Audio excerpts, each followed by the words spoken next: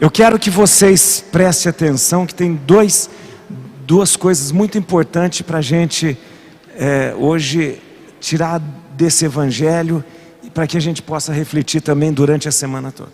Preste atenção que hoje, durante vários domingos, a gente leu no evangelho o capítulo 6 de João, que é o discurso do pão, sempre falando da questão do pão, da Eucaristia, o pão que dá vida, o pão que é diferente do maná.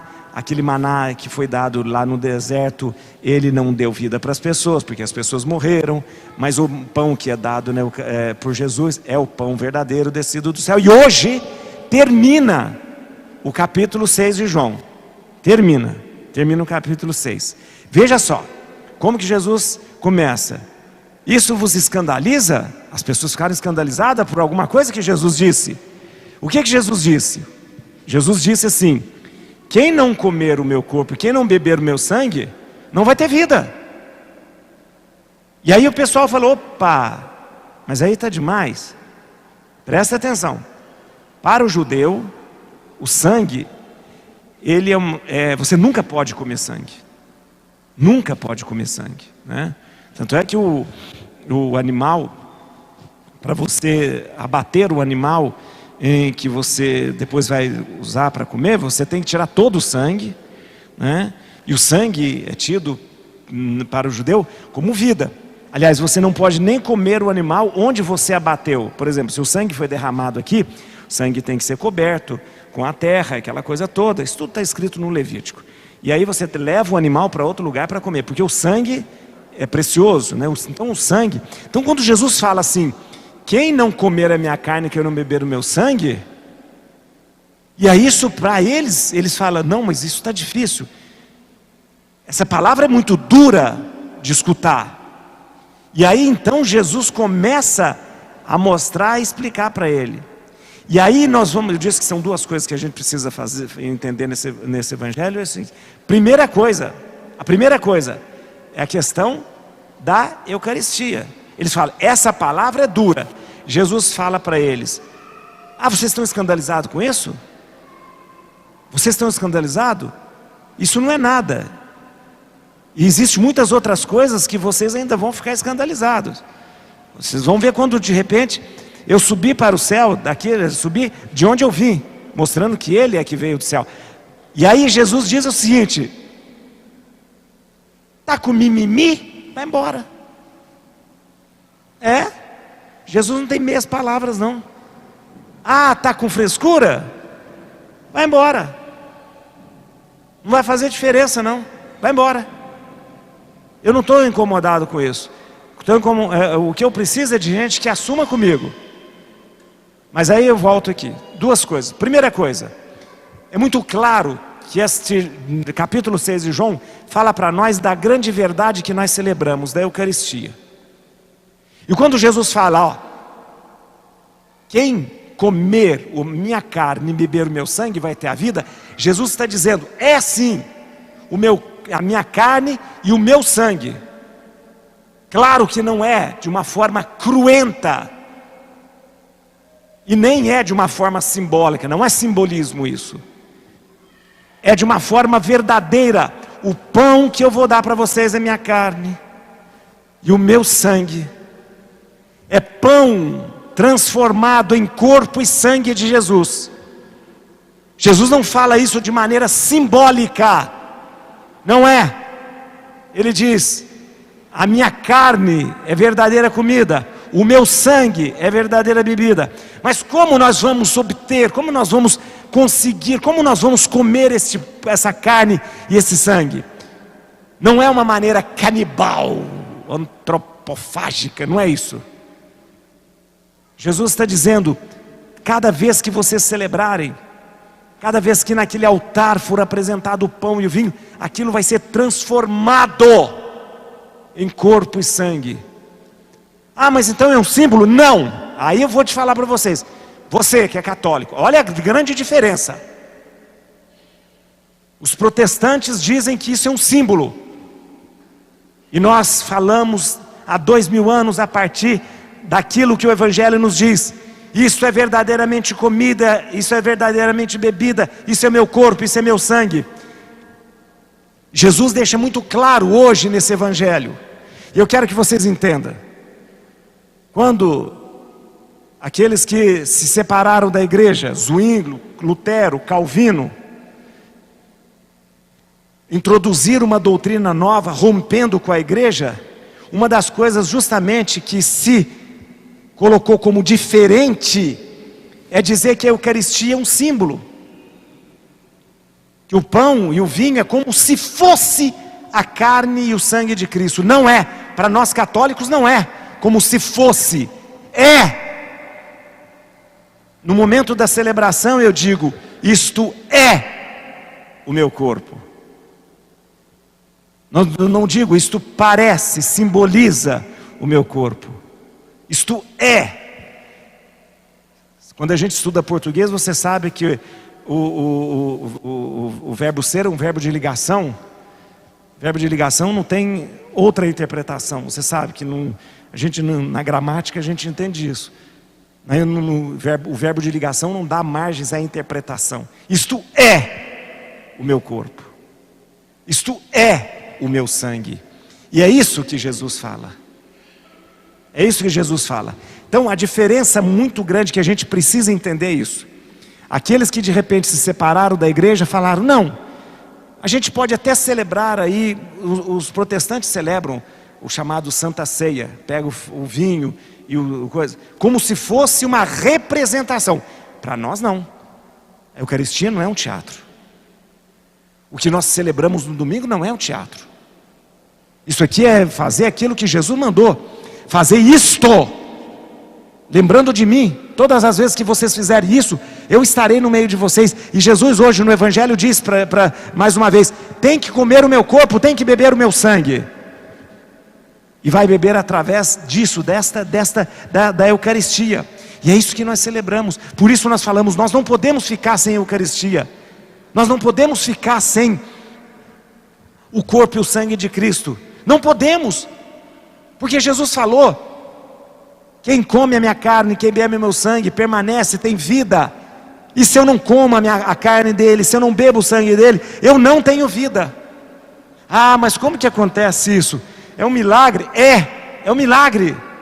Toda missa acontece um milagre. Toda missa acontece um milagre. O pão e o vinho se transformam em corpo e sangue de Cristo. E é importante a gente lembrar isso, atenção. Né? Existe um termo filosófico, né? São Tomás usa, emprestado de Aristóteles, o termo substância e acidente. Substância e acidente. Agora aula de filosofia, meu Deus do céu, vamos lá. Ó, substância e acidente, né, doutor? Todas as coisas são compostas de substância e acidente. Acidente não é um sistema, acidente é aquilo que eu vejo, aquilo que eu estou conseguindo ver. Isso é acidente. Por exemplo, esse banco, ele tem uma substância que faz ele ser banco, mas eu não vejo a substância, eu vejo o acidente dele. Essa coisa de conversa de filósofo deixa a gente meio maluca, sabe? A gente fica meio, fica meio...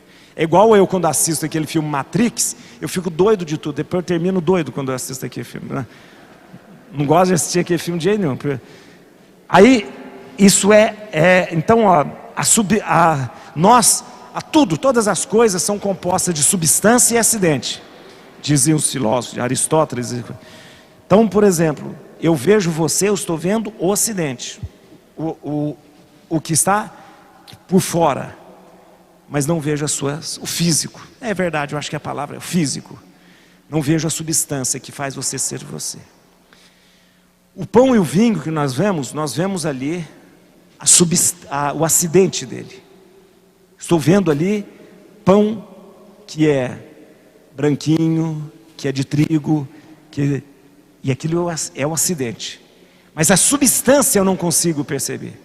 O que muda na Eucaristia? A substância. O acidente permanece. Está muito difícil esse sermão? Acho que está muito difícil. Como que é, doutor? A essência, é isso mesmo. A essência muda, em vez de usar.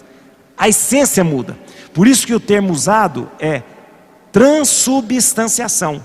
Muda a substância, muda a essência, mas não muda o acidente. Então, daqui a pouco, eu tenho pão e tenho vinho ali. Daqui a pouco, depois da consagração, eu não terei ali, não mais pão e vinho. Porque a substância, a essência será mudada. Será a essência de Cristo. A substância de Cristo. Olha que coisa magnífica. Quem inventou isso, a igreja? Não, Jesus. Jesus tinha falado isso para os apóstolos. Tem que comer o meu corpo, tem que beber o meu sangue. E inventa uma forma de eu comer e beber o seu sangue. E ele faz isso na última ceia. Fala, aqui está, ó. Eu vou morrer, daqui a pouco eu vou ser traído. Daqui a pouco, um de vocês vai me trair. Eu vou morrer, mas vou permanecer com vocês sempre. Porque isso é meu corpo, isso é o meu sangue. Essa é a maravilha de celebrarmos Jesus junto de nós. Essa é a maravilha. E uma coisa para que a gente tem que entender. Tem gente que acha que o pão é o corpo e o vinho é o sangue. Não é isso, hein? O pão é corpo e sangue, alma e divindade. E o vinho, corpo, sangue, alma e divindade. Não são duas coisas separadas, não. Não está parecendo quando a gente vai fazer molho pardo, que a gente separa o sangue do galinha molho pardo. Não é isso, não. O pão tem corpo, sangue, alma e divindade. E o vinho tem corpo, sangue, alma e divindade. Por isso que as pessoas às vezes perguntam, padre, por que a gente não pode comungar também com o vinho? Pode comungar junto com o vinho nas duas espécies. A gente só não faz isso porque é mais difícil. Agora na pandemia é mais difícil ainda.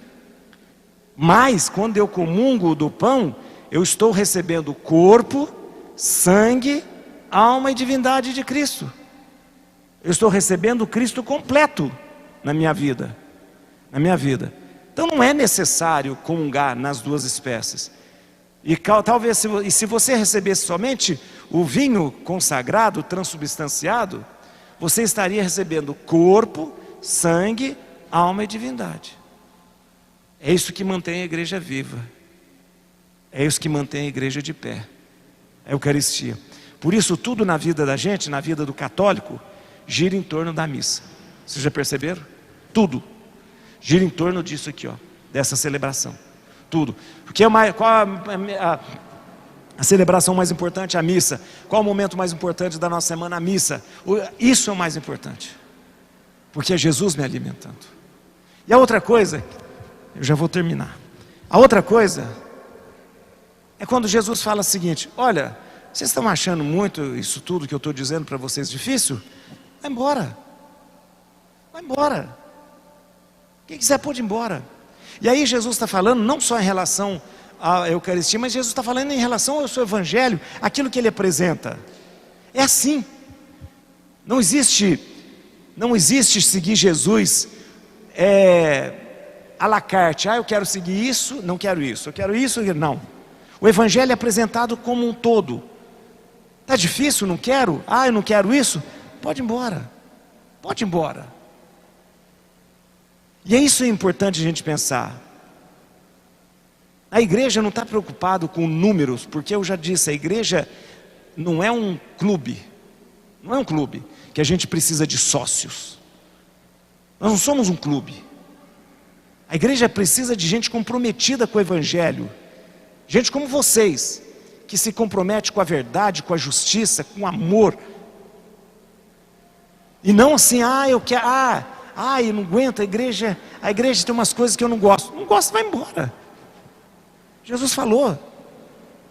E é isso que então, quando Pedro se confronta com essa resposta de Jesus, ele falou, mas nós vamos para onde? Aqui está a verdade, só você tem palavra de vida eterna. Porque ele viu, não adianta sair. Não adianta deixar Jesus. Não adianta deixar a igreja. Eu vou encontrar isso onde? Eu posso até não gostar, mas eu vou encontrar onde? Não existe onde encontrar. Não existe onde encontrar. Eu sei que às vezes a gente fala assim, meu Deus, mas tem gente abandonando a igreja, tem gente deixando a igreja. Se está deixando a igreja é porque nunca assumiu a igreja. Nunca sentiu verdadeiramente isso que vocês sentem. Nunca. Então, Jesus é muito claro em dizer, não quer, pode ir. Foi o que aconteceu com Josué, vocês viram na primeira leitura? Josué falou assim, olha, Josué chega na terra prometida, passa o rio Jordão, está lá, e está aquele pessoal, aí ele falou, olha, é o seguinte, estou vendo, nós viemos aqui para quê? Para a gente ficar honrando os deuses dos nossos pais lá da Mesopotâmia, porque Abraão veio da Mesopotâmia, né? Nós viemos aqui então para essa terra para adorar os reis dos amorreus, o Deus dos amorreus. Eles estavam no lugar em Canaã, os amorreus estavam ali, tinham seus deuses, né? Ele falou, vocês vieram para isso? Eu não. Eu e minha casa nós vamos servir o Senhor Deus verdadeiro. E problema de vocês, se vocês quiserem ficar com os deuses da Mesopotâmia, os deuses coisas. Eu e minha casa vamos servir o Deus verdadeiro. É mais ou menos isso que Jesus fala, eu estou aqui para isso. Eu estou aqui para isso. Problema de vocês. E Jesus continua dizendo isso para a gente.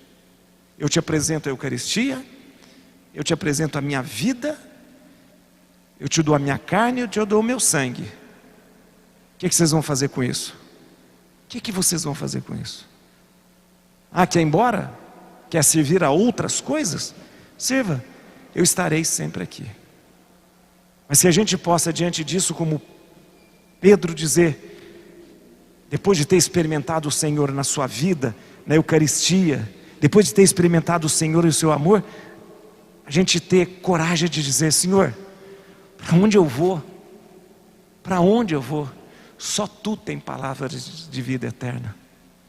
Ou então dizer como Josué, não sei quanto a vocês, mas eu e a minha casa, nós serviremos ao Senhor.